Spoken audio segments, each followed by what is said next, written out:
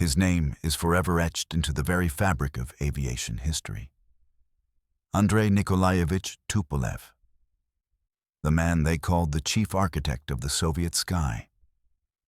His life was a flight, a swift ascent, a terrifying fall, and a defiant rise. He engineered the aircraft that became the absolute symbols of an era. His machines thundered through grand parades, dominated the skies of war, and shattered world records. But behind the brilliant triumphs lay a darkness few dared to speak of. Tupolev was forced through the iron gears of Stalinist repressions, the isolation of prison, and the clandestine world of the Sharashka design bureaus. He saw his own colleagues perish and heard the sentences that shattered lives. Yet, he returned to his blueprints every single time, even when the threat of total destruction hung over his head. This is the story of the price of genius. It is a journey from the first sparks of science to the creation of the legendary II fleet, from the locked doors of a prison cell to the limitless heights of the heavens. Subscribe to the channel. Ahead of you lies a story where truth and pain are woven into the fabric of greatness and glory. The secrets of the great designer. His name became a symbol of Soviet aviation. Aircraft bearing the letters II rose into the sky across the entire planet, carrying either peaceful passengers or lethal cargo for the army. But behind this fame was a price difficult to imagine. For those who never lived in the era of Stalinist prisons and the endless arms race. Andrei Nikolaevich Tupolev was a genius who was alternately praised to the heavens or thrown into the dungeons of the NKVD.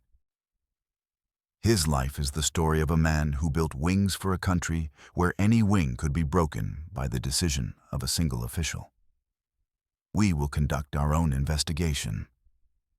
We will reconstruct the path of a boy fascinated by mechanics into a legendary designer whom even his colleagues feared. We will look behind the closed doors of the design bureau and into archives that were kept under the secret label for decades. And we will try to understand the main thing. Who was Tupolev really? A hero, a prisoner, an inventor, a politician, or a hostage of the very machine he helped to build? The beginning of the flight. The story of Andrei Nikolaevich Tupolev begins in the late 19th century, when the Russian Empire was only taking its first steps into the age of industrial progress. The future aircraft designer was born into the family of a modest notary clerk in November 1888 in the Tver province. The home was not wealthy, but was full of books, old blueprints, and conversations about technology held by his father and visiting engineers. It was here, in an atmosphere of curiosity and modest labor, that the boy's passion for mechanics and machines was born. Andrei grew up as a quiet, observant child. Instead of playing outside, he spent hours crafting wooden models of carriages and the first flying machines he read about in foreign magazines brought home by family friends. Every scrap of paper and every broken twig became material for a future airplane. His small crafts were crude and awkward, but in them, one could already discern a yearning for the sky. The beginning of the 20th century in Russia was a time of upheaval. The Industrial Revolution was flooding the cities, but the provinces remained largely old and almost peasant-like. Schools in the province rarely provided knowledge beyond elementary arithmetic and reading. However, Andrei was distinguished by an extraordinary thirst for learning. He was drawn to science and engineering, and soon became the best student at the gymnasium where his father had enrolled him despite the family's modest income. The First Revolution of 1905 swept through Russia, affecting even the provincial towns. Andrei witnessed rallies, unrest, and arrests. He saw how familiar foundations crumbled and how old orders were replaced by a new, brutal force. But amid all these shocks, he held on to his dream, to create machines that would conquer gravity.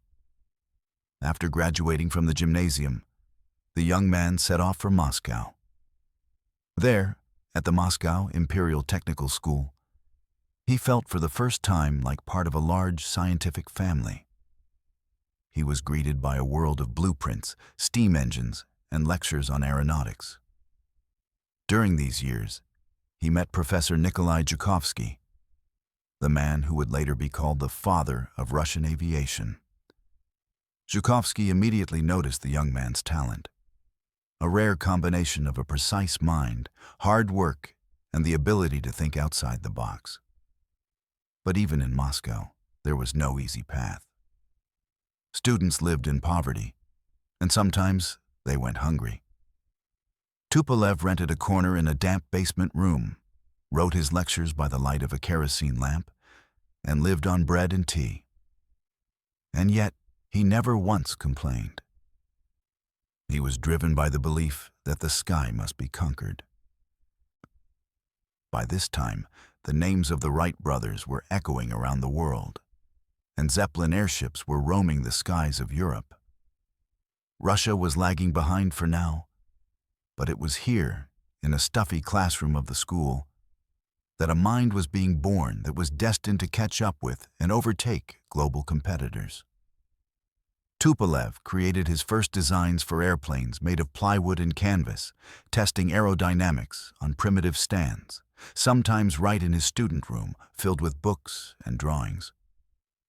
These models never took flight, but he learned from every mistake, laying the foundation for his future genius. And while others dreamed of careers as engineers in factories, Andrei saw more. He wanted to build machines that did not yet exist. His goal was simple and mad: to create an airplane that could fly faster and higher than anyone who dared to challenge the sky. Thus began the flight of Andrei Tupolev, a flight full of risk, hardship, but also hope. No one yet knew that this boy was destined not only to soar to the stars, but also to fall into the abyss of prison cells, only to rise again higher than before. A time of change. Moscow at the beginning of the 20th century was bubbling like an overheated samovar. Here, among the noisy trams, the roars of the first automobiles, and the endless discussions in university corridors, Andrei Tupolev found his wings. The years of study at the Moscow Technical School were a test not only of his knowledge, but also of his will. Professor Nikolai Zhukovsky, a man with a clear gaze and rare composure, became a teacher and mentor for young Andrei. He didn't just give lectures. He infected students with his faith that aeronautics was the future of humanity. Zhukovsky organized the first aerodynamics laboratories, where air currents blew over primitive wing models. It was there that Tupolev first felt science as a living force. Air, speed, resistance. Everything could be calculated and subordinated to human thought. The revolution of 1917 changed the country beyond recognition. Student corridors emptied, lectures were interrupted by rallies, and walls were covered with slogans about freedom and the new government. Some teachers went abroad, others disappeared in the whirlpool of the Civil War. But Tupolev stayed. For him, everything happening was important. But the main revolution was in his head. He wanted to change the sky, not politics. In these years, TSAGI was born, the Central Aerohydrodynamic Institute. Zhukovsky was the initiator, and among the first enthusiasts taking on the project was the young Tupolev. It was a semi-abandoned workshop on the outskirts of Moscow, where instead of modern equipment, there were tables, scraps of metal, and the enthusiasm of young engineers. But here, in cold rooms with frozen walls, the first Soviet aircraft projects were created. Andrei quickly stood out among his colleagues. He was not afraid to experiment with metal, although at that time almost everyone believed that an airplane should be wooden, covered in fabric. Tupolev argued, metal would withstand more stress, become stronger and more durable, and sooner or later, it would displace fragile wood. This idea seemed bold, almost insane, but it laid the foundation for the designer's future triumph. The first projects, INT-1 and INT-2, were born with errors and failures, or models didn't take off or broke during testing. Engines failed. But every failure became a lesson. Tupolev sat for hours over blueprints, argued with colleagues, swore, and persuaded. His character was complex. He did not tolerate stupidity and spoke harshly, sometimes sarcastically.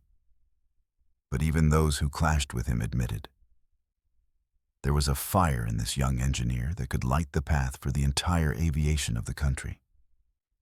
The Civil War raged throughout Russia, but at TSAGI, they continued to work. Neither cold, nor hunger, nor material shortages could stop the young designers. They collected parts from scrap yards, begged for metal from military warehouses, and repaired old engines just to test something in the air. In these years, Andrei Tupolev showed his most important trait, the ability to lead people.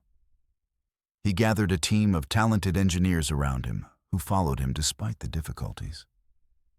He knew how to inspire, to make them believe that even in a poor country ruined by revolution, it was possible to create a world-class airplane. It was then that Tupolev's name was first mentioned in official reports of the People's Commissariat for Education. A promising engineer, a specialist in metal structures. For a country just emerging from chaos, it was almost nothing. For Andrei himself, it was the first step toward becoming a legend. He did not yet know that these years would be not only the start of his career, but also the starting point for future dramas. The struggle for every project, battles with bureaucracy, and the approaching shadow of repressions. For now, he simply dreamed of the sky, of machines that could rise above the clouds, faster than the wind. And he was sure that for this, it was worth risking everything, even his own destiny. The era of metal. The beginning of the 20s was the time when the young engineer Andrei Tupolev was first able to embody his bold ideas in metal. Russia was recovering from the revolution and civil war. The country lay in ruins, factories destroyed, railways broken, and aviation practically non-existent. But in these conditions, the new government decided to prove to the world that Soviet science was capable of not only catching up with, but overtaking Western designers. Tupolev worked at TSAGI, headed by his teacher Nikolai Zhukovsky. The institute existed almost on pure enthusiasm. Engineers came to work in old greatcoats, warmed themselves with homemade stoves, and drew projects with pencils that had to be sharpened to the last millimeter. But it was here that the idea that changed Soviet aviation forever was born. An airplane made of metal. The first experimental project was named INT-1. The small single-seat airplane was assembled literally from whatever could be found. Pieces of duralumin from military warehouses and a foreign-made engine purchased from the remains of Tsarist orders. The tests were difficult. The motor stalled, the casing cracked, and the controls were stiff. But the airplane did take to the air, if only for a few hundred meters. For a country that had almost no aviation left, it was a miracle. The next project, INT-2, was a real breakthrough. It was already a two-seater, strong and completely covered in metal. Tests showed that the machine could withstand stresses unattainable for wooden aircraft. The skeptics fell silent. The young engineer had managed to prove that the future lay with metal. In the year 24, Andrei Tupolev headed a small design team at CGI. They began to develop not just airplanes, but an entire line of machines for various purposes, from trainers to passenger planes. Every new model was born in a struggle, for materials, for engines, for funding. The country lacked everything, even paper for blueprints. Tupolev proved to be not only a designer, but also a master of organizing production under conditions of total deficit. He literally hammered out metal at factories, obtained foreign samples of equipment, studied foreign magazines, and gathered knowledge bit by bit. Andrei Nikolaevich was a demanding and sometimes harsh leader. He could shout at a subordinate for the slightest mistake, but he never forgave shoddy work. Subordinates joked that working for Tupolev was like flying without a parachute. Terrifying, but exhilarating. The designer's real triumph was the Ant-4, the first Soviet all-metal bomber, built in the year 27. This machine could already rival the best foreign models. The tests were successful. The airplane showed excellent flying qualities, high reliability, and ease of maintenance. For the young Soviet aviation, this was an event of national scale. Proof that the country was capable of creating modern technology without looking back at others' designs. Following this came the Ant-6, known as the TB-3, a heavy four-engine bomber. It became the first mass-produced airplane of its class in the USSR, capable of carrying a massive load over long distances. This machine not only strengthened the country's defense, but also demonstrated to the world that Soviet aviation was reaching a new level. Every successful project strengthened Tupolev's position in scientific circles and brought him closer to the status of the country's chief aircraft designer. But along with success came new dangers. In the young Soviet system, any recognition made a person noticeable and thus vulnerable to criticism, denunciations, and political intrigues. While Andrei Nikolaevich was building airplanes, he thought little about politics. He was interested in aerodynamics, engine power, and wing shape. But clouds were already beginning to gather around him. The struggle for budgets, competition with other design bureaus, and the interference of party organs in technical decisions. Tupolev would have to learn to survive, not only in the sky, but on the ground, where flights were often far more dangerous. Ascent and the first shadows. The end of the 20s was a time of great victories and the first dangerous signals foreshadowing future storms for Andrei Tupolev. His design bureau at TSAGI was already considered the best in the country. Young Soviet aviation was finally emerging from its infancy. The airplanes created by Tupolev and his team gradually displaced old wooden constructions. During these years, the designer's attention turned to passenger aviation.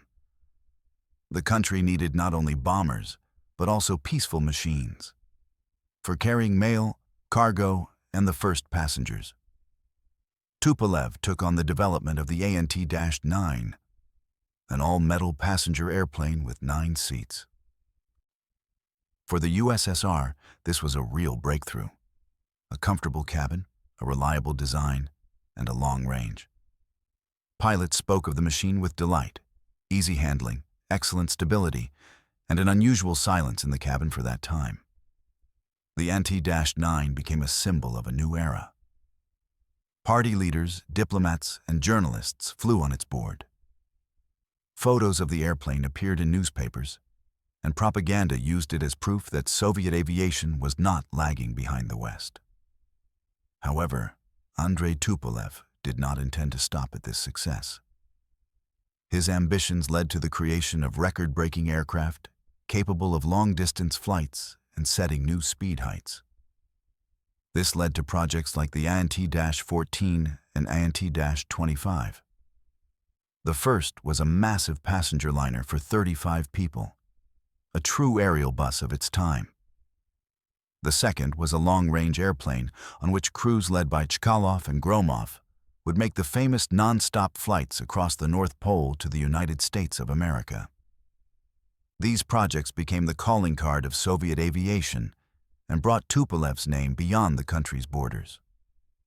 Foreign newspapers wrote for the first time about the Soviet genius of engineering thought. Western firms began to closely monitor his work, sometimes even offering cooperation, which of course was impossible in the conditions of the growing isolation of the USSR. But along with recognition came attention that, in the Soviet Union, could always turn into danger. Any mistake, any missed deadline, any accident could become a reason for accusations. Accidents did happen. The task of creating modern aviation was too new and risky.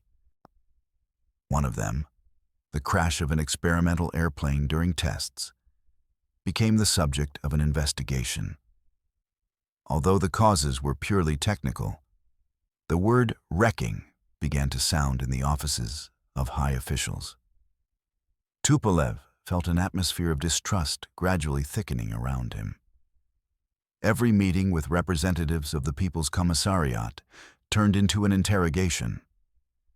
Projects had to be coordinated with party organs that understood little about aerodynamics, but demanded results in the shortest possible time. Sometimes officials dictated technical solutions based not on logic, but on political slogans. Meanwhile, Tupolev's design bureau grew. Young engineers, future famous aircraft designers, came here. Within the team, a special atmosphere reigned, discipline bordering on harshness, but also a sense of belonging to a great cause. Employees joked that working for Andrei Nikolaevich meant forgetting about sleep, food, and personal life, but in exchange, gaining a chance to leave a mark on aviation history.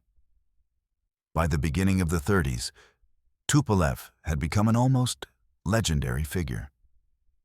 He was among the leading engineers of the country, invited to government meetings, and entrusted with the most ambitious projects. But the experience of previous years suggested, the higher you rise, the stronger the wind. In Stalin's political system, no one could feel safe, even if they were building the airplanes on which the country's defense rested. And although for now, Tupolev's name was spoken with respect and even awe, somewhere in the shadows, the mechanisms were already being prepared that would one day collapse upon him with the force of a falling plane. But he didn't think about that then. He lived by blueprints, calculations, and the dream that one day Soviet airplanes would fly further, higher, and faster than any machines in the world. The strategy of high-altitude flights.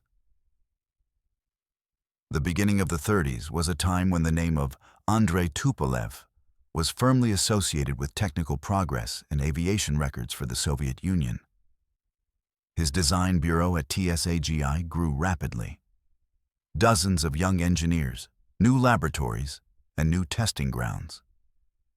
It seemed the dream of creating a powerful air fleet capable of competing with the world's leading powers was finally becoming a reality. Particular attention was paid to heavy bombers. After the successful flights of the TB-1 and TB-3, the land of the Soviets decided to strengthen its defense with machines capable of delivering massive bombs over long distances.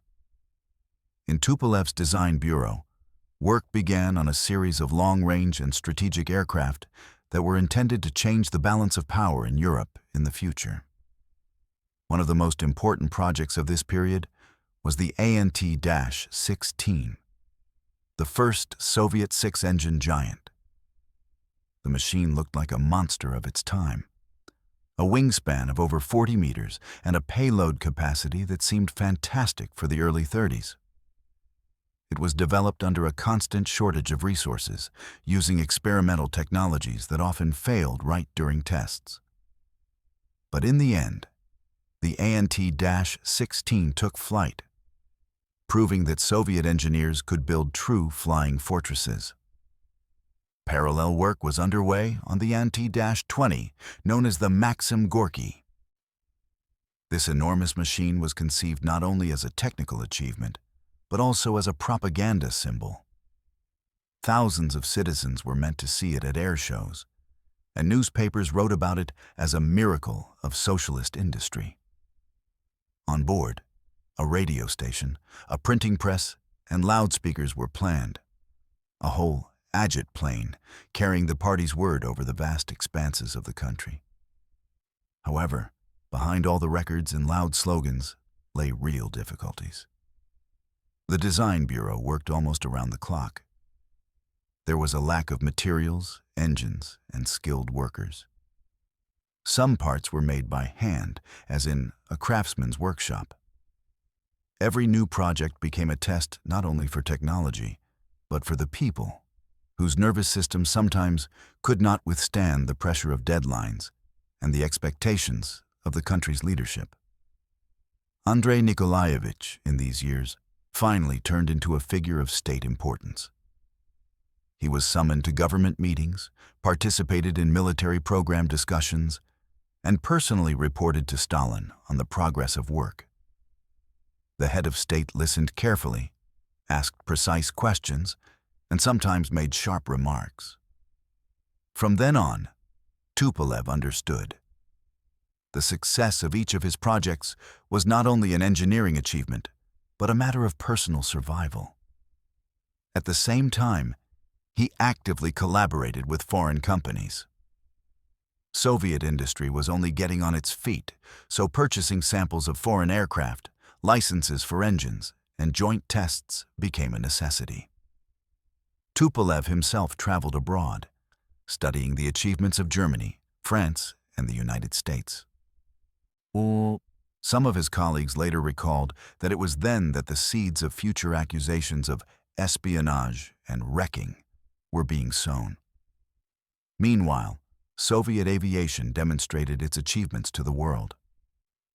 In the year 33, Chkalov's crew on the Ant-25 made a non-stop flight from Moscow to Vladivostok, showing the capabilities of long-haul machines. These flights entered textbooks. They created an image of invincible Soviet aviation. But few knew the price of these records. Nights without sleep, engines worn to the limit, and the constant risk of disaster. By the mid-30s, Tupolev's bureau had become a virtual monopolist in Soviet aviation. He managed dozens of projects simultaneously, and his signature decided the fate of every new machine.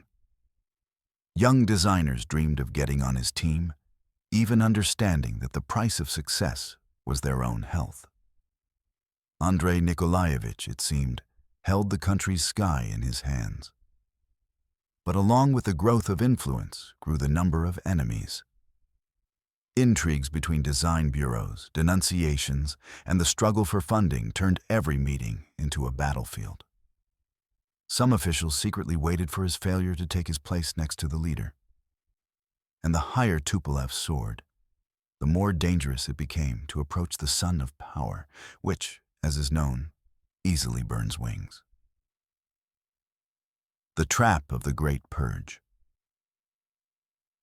The second half of the 30s changed Andrei Nikolaevich Tupolev's life forever. It seemed he had done everything to be safe. Built airplanes for the country's defense, fulfilled government tasks, and brought records and glory to the nation. But in the Soviet Union, even the most outstanding merits gave no immunity from fear. The start of the Great Purge swept through the country like a tornado. Arrests of designers, engineers, and military leaders followed one after another. What was recently considered a mistake or an accident was now labeled diversion, espionage, or sabotage. The aviation industry, like all defense sectors, found itself in the center of the NKVD's attention. For Tupolev, the arrest of his colleague Dmitry Grigorovich was an alarming sign. Only yesterday they were discussing the design of a new seaplane, and today Grigorovich was led away by men in leather coats, and almost no one heard anything more about him. Then came the turn of other leading engineers. It became quiet in Tupolev's bureau, as if everyone was afraid to speak loudly so their words wouldn't become the basis for accusations. But Andrei Nikolaevich hoped that his position, his personal merits, and his work for defense would protect him. He continued working on new projects, long-range bombers, machines for record flights, and passenger planes. It seemed to him that truth was on his side, and that a designer creating weapons for the country could not be an enemy of the people. This was a dangerous illusion. In the autumn of the year 37, the trap closed around Tupolev. Arrests were already happening openly, and the reasons for them were increasingly far-fetched. In mid-October, he was summoned to a meeting at the NKVD. He came with a folder of documents to report on completed tasks and never returned home. The official version sounded like the standard formula of those years: wrecking, sabotage, participation in an anti-Soviet organization. Investigators claimed that Tupolev deliberately delayed the production of aircraft, missed deadlines, and passed secret data to foreigners during foreign business trips. No explanations helped. Even his successes, dozens of built machines, records, and recognition abroad, turned into evidence of suspicious activity. During interrogations, methods common for that time were used: pressure, sleepless nights, threats, and beatings. It is known that they tried to force Tupolev to sign testimonies against other designers, among whom were his students and colleagues. He refused, but his strength was fading. Many years later, he admitted that he survived those days only because he was mentally drawing new airplanes to keep from going insane. Meanwhile, his arrest became a signal for the entire industry. Engineers understood: if even Andrei Nikolaevich was not protected, then no one was safe. Work in the design bureau practically ground to a halt. Many were afraid even to suggest new ideas. Any mistake could cost their life. After several months of investigation, Tupolev was sentenced. 10 years in labor camps with confiscation of property. He was sent to Butyrka prison, and then to one of the NKVD Sharashkas, special design bureaus where prisoners worked under guard. Thus began one of the darkest periods in his life. Instead of his usual office, a state-owned cell; instead of colleagues, people in gray robes; instead of freedom, daily fear for tomorrow. But even there, behind barbed wire, Andrei Nikolaevich continued to do what he did best: design airplanes. This work became his only salvation, and perhaps the only reason he did not share the fate of thousands of repressed engineers who vanished without a trace. A designer behind bars. The winter of the year 38 met Andrei Nikolaevich Tupolev not in his usual office, full of blueprints and model planes, but in a cold cell where the walls smelled of dampness and fear. He was sent to a Sharashka, a secret design bureau under the NKVD, where imprisoned engineers and scientists created technology for the country under guard. These places became a paradox of the Stalinist era. Those called enemies of the people were simultaneously used as irreplaceable personnel. Tupolev found himself among dozens of similar engineers. Someone had run a factory only yesterday, someone built ships, someone designed tanks. Now they did their work behind barbed wire, without the right to a mistake, without the right to freedom. The first task was to create a bomber that could surpass foreign equivalents. The country was in a hurry to strengthen its defense, and war, it seemed, was hanging in the air. Under conditions of constant pressure and hardship, Tupolev and a team of imprisoned engineers began work on a future legend, the 2-2 airplane. Working days in the Sharashka were endless. Wake up at dawn, a short breakfast, and a move to the room where drafting boards and basic tools stood. Every step was monitored by guards and NKVD officers. Every delay, every mistake could cost not only freedom, but life.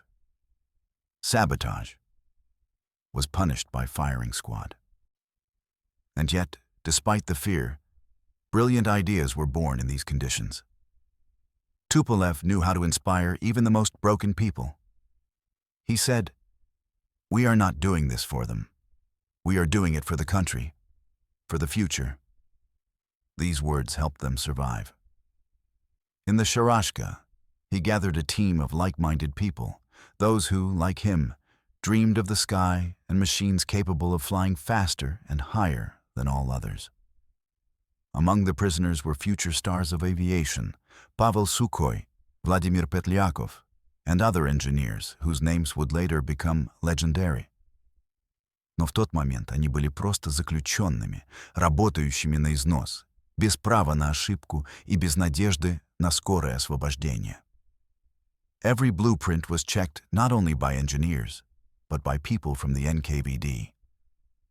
Any deviation from the plan was perceived as intentional harm. Tupolev grew accustomed to the fact that every day could be his last. But it was in these conditions that key decisions were born that would later make the 2-2 one of the best bombers of the Second World War. Parallel work was carried out on other machines, light scouts, passenger planes, and experimental projects. The Sharashka turned into a kind of closed institute, where engineers created the aviation of the USSR literally at gunpoint. Andrei Nikolaevich kept diaries and made notes that would later become priceless testimonies of that time. He wrote about how a designer becomes a slave to the system, how talent turns into a means of survival, and how genius is subordinated to fear. Despite the unbearable conditions, his work could not be ignored even by those who sent him behind bars. The results of tests on new aircraft impressed the military. Tupolev was becoming necessary again. And although this added no freedom, every successful project gave a small chance that the sentence would be reviewed. When the war became a reality, it was precisely the developments from the Sharashka that proved key for Soviet aviation. Tupolev, despite the label of enemy of the people, was effectively saving the country with his airplanes. And only years later would the government admit that without these works, the history of the war might have turned out very differently. Returning to the sky. The war, which began in the summer of 1941, changed everything. The roar of the fronts could be heard even behind the walls of the Sharashka, where engineers worked around the clock. Now every one of their blueprints could mean dozens of saved lives, and every technical decision, victory or defeat on the battlefield. The project of the 2-2 bomber, created under imprisonment, became the key argument for reviewing Tupolev's fate. Tests of the machine showed its superiority: high speed, range, and reliability. The military insisted. The designer was needed at liberty in his own design bureau to speed up production. In the spring of 1942, Andrei Nikolaevich was officially released. The phrasing was dry and without apology, for lack of evidence of a crime. He left the camp, aged and thin, but with the same fire in his eyes. His first stop was the factory where the first mass-produced 2-2s were already being assembled, airplanes born behind barbed wire. The return to work was both joyful and bitter. On one hand, freedom, the chance to lead projects again, meet students and colleagues, and inspire the youth. On the other hand, the memory of years spent in humiliation and fear, and of comrades who did not survive the repressions. The war demanded supreme efforts. Tupolev practically began living at airfields and factories, personally monitoring tests, refining blueprints, and suggesting non-standard solutions. Under his leadership, new modifications of the 2-2 were created, taking into account combat experience and the front's needs. The airplane became one of the best medium bombers of the war. Fast, maneuverable, reliable, and capable of carrying an impressive bomb load. But even in this period of success, a shadow of the past hung over Tupolev. His name had not yet been fully cleared. Records of a former prisoner remained in the papers. He understood perfectly well. In this system, a person cannot be fully exonerated. The past could always return and become a weapon against him.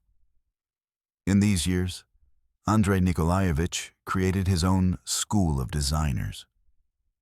He gathered young engineers and taught them to think not just in technical diagrams, but to feel the airplane as a living organism. He said, "Every one of our airplanes involves the fate of pilots. If we make a mistake, they won't return from their mission." These words became the main rule for the entire design bureau. At the end of the war, when the Red Army was already storming Berlin, Tupolev allowed himself to smile for the first time in many years. His airplanes returned from the front with messages of thanks from the pilots. "Thank you for the wings of victory." For the designer, this was more important than any awards. But peaceful life promised no rest. The Soviet Union was to enter the race for strategic air superiority.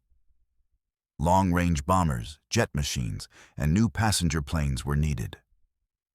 And once again, Andrei Nikolaevich Tupolev was on the front line of this technological battlefield.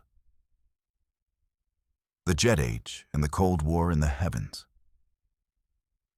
Victory in the Great Patriotic War brought no peace to Andrei Nikolaevich Tupolev.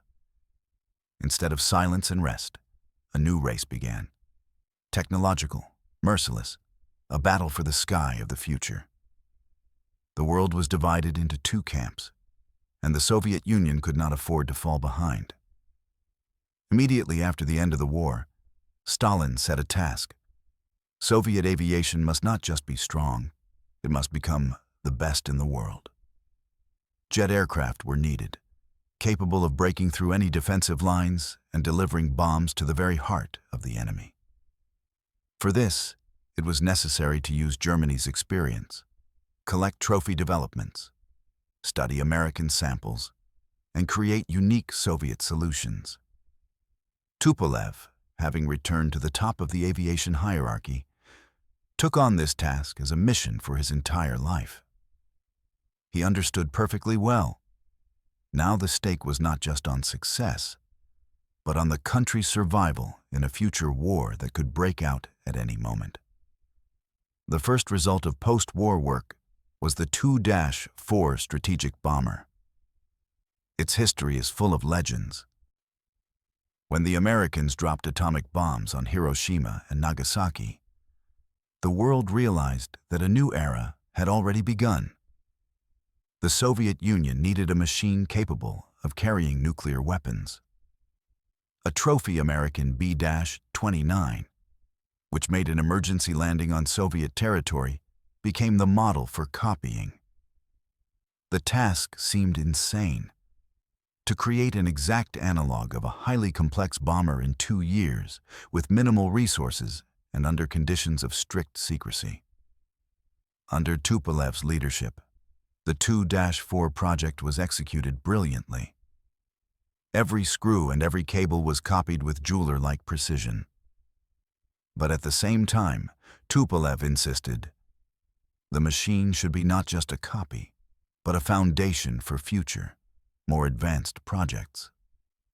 The Tu-4 became the first Soviet strategic bomber and the start of a new era, the era of long-range intercontinental flights. The next challenge was the transition to jet engines. The world had already tested the first jet fighters, and it was clear propeller aviation was becoming a thing of the past. Tupolev throws the design bureau's strength into creating new machines, from bombers to passenger liners. The Tu-16 project was a true breakthrough. A long-range jet bomber capable of carrying a nuclear charge and operating over huge distances. It became the foundation of Soviet strategic aviation for many years. But the Cold War dictated its own rules. The Americans brought more and more new machines into the sky, and every one of their developments became a challenge to Tupolev. The Design Bureau worked without rest, creating projects one after another. Mistakes were not allowed. Every delay meant a risk of losing the advantage in the sky and possibly in a future world war. Simultaneously with military projects, Andrei Nikolaevich regained his dream of civil aviation. He believed that airplanes should not only fight, but also unite people, reducing distances between cities and countries. This led to projects like the Tu-104, the first Soviet jet passenger liner, which became the country's pride and proof that the USSR could fly no worse and sometimes better than the USA. The work was exhausting. Tupolev lived as if at war, at night reviewing blueprints, by day conducting tests, traveling to factories, demanding precision and discipline. He understood that every new machine was not just metal and screws, but a question of the country's future and its security. By the end of the 50s, Tupolev's name had become a symbol of Soviet aviation. His design bureau produced aircraft that set records for range, speed, and payload. Behind him remained years of fear, repressions, the Sharashka, and prison cells. Now he was an academician, a laureate of top state awards, a man whose word decided the fate of new generations of aircraft. But he never forgot the price of this fame. The price of the broken lives of his colleagues and his own survival in the gears of the system. A legacy written in the sky. Andrei Nikolaevich Tupolev lived a life that could have broken any other person. He started as a talented student dreaming of conquering the heavens. He passed through the heights of fame, through the hell of labor camps and Sharashkas, through wars and the arms race, to forever write his name into aviation history. By the late 50s, his design bureau had become more than just a place of work. It was a true temple of aviation. Here, airplanes were born that flew faster, higher, and further. Tupolev's machines roamed the skies over the world, and each bore the imprint of the will of a man who survived repressions and was not broken. But the designer's life was no fairy tale. Even after the full restoration of his titles and awards, he felt the system that once betrayed him could strike again. His colleagues vanished without a trace, and talented engineers became victims of a new wave of suspicion. He knew all too well that victories in this country were always bought with pain and fear. In the 60s, Tupolev endured a new trial, the transition to a new generation of jetliners and the start of the space era. The USA was launching rockets and ships beyond the atmosphere, and the Soviet Union responded with its own breakthroughs. Tupolev's airplanes became part of this great race. The passenger Tu-144, the USSR's first supersonic liner, became a symbol of boldness, dreams, and insane speed. Yes, its creation was accompanied by tragedies, accidents, and the deaths of test pilots. But such was the price of progress, a price always paid in the USSR with living people.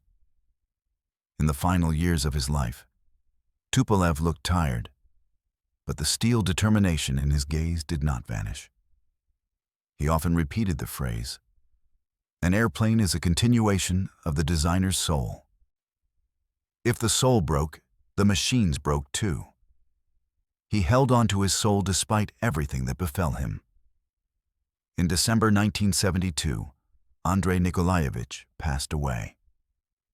He left behind more than 100 unique aircraft, thousands of students, and millions of people for whom the sky became closer thanks to his labor. But he also left a warning, encoded in every story of his fate. Genius can work miracles, but genius is easily broken if the fear of power hangs over it. Today, streets and airports bear Tupolev's name, and his bureau continues to create new airplanes.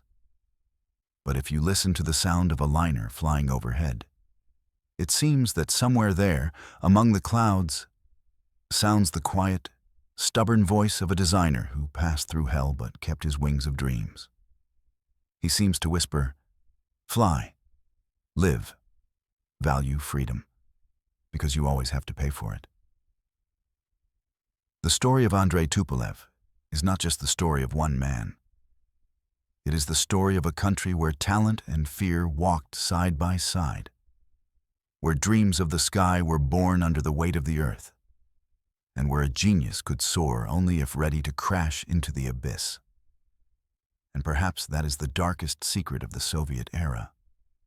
Even its brightest wings were torn out of the darkness. We have walked the path together from the ambitions of a young engineer to the final flight of a great designer. And if these stories resonate with you, if you want to learn about other secrets and fates hidden behind the Soviet stars, don't forget to subscribe to the channel, like the video, and hit the bell icon. Let this heavenly trail of Tupolev not dissolve without a trace, and we will continue to seek the truth together in the sky and on the ground.